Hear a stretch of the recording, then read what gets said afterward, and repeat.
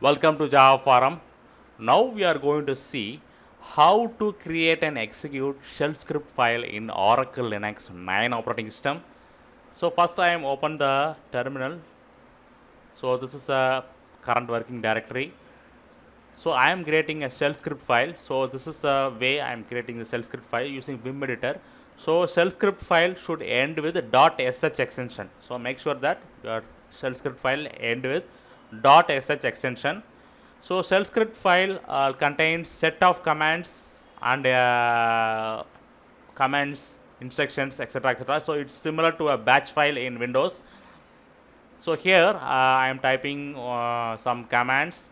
So these commands will be getting executed while executing the shell script file. So here you can see that welcome.sh is created, but here I can able to see there is no execution permission for the welcome.sh. So we need to provide some execution permission.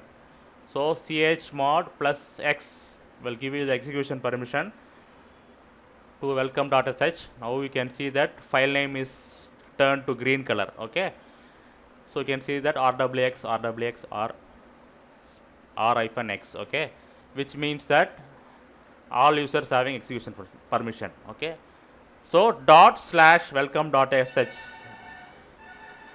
and sh space welcome.sh. So these two methods, using these two methods, you can execute the shell script file. /shell script file name, sh space shell script file name.